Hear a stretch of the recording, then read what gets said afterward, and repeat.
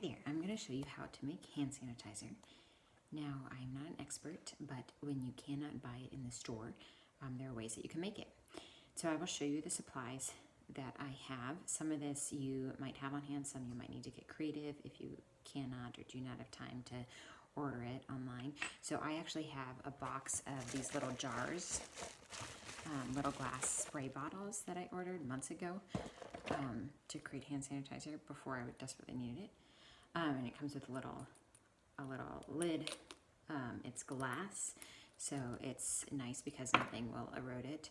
And it has a little funnel that comes with it, and then it has some labels that come with it as well. And I just bought that through Amazon. I think it's it comes in a container of maybe 10 of them.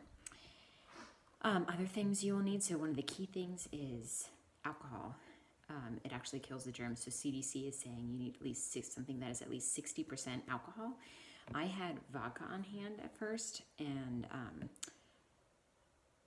not from my drinking binges, but from making homemade vanilla, and it is only 40% alcohol by volume.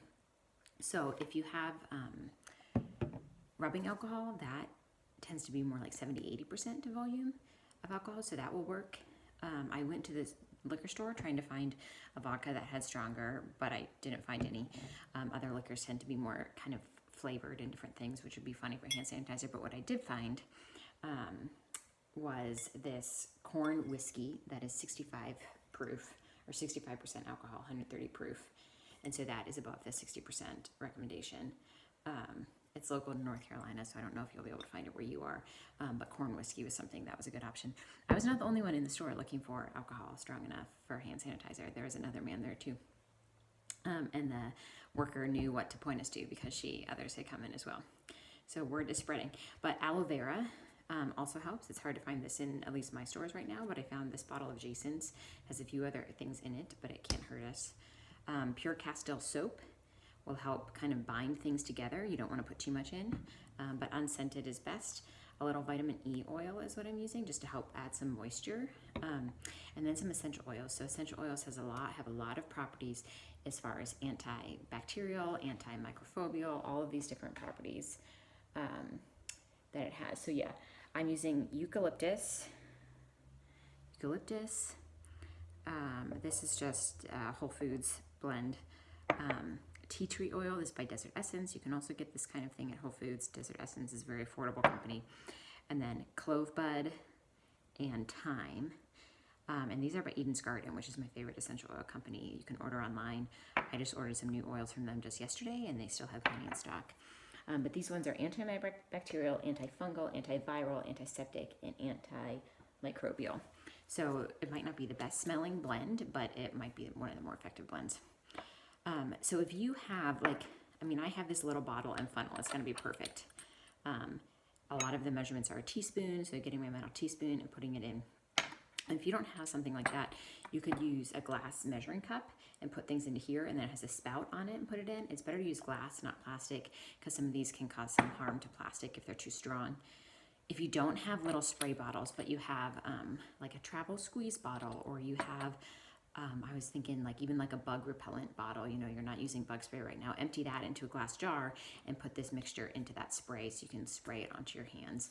Or if you have a bottle that has a squeeze and can squeeze it onto your hands. So all that to say, it's pretty simple to do once you have all these ingredients and everything assembled. I'm gonna go ahead and pull up my recipe. So you do 4 teaspoons of alcohol. So 4 teaspoons. So again, I'm just putting this right into my little funnel. It goes directly into my bottle, and then I'll give it like a good shake at the end.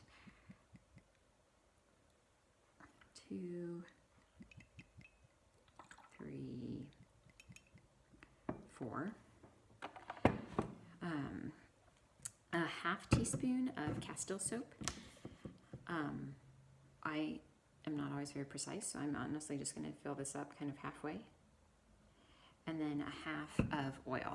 So I will fill the other half with this vitamin E oil.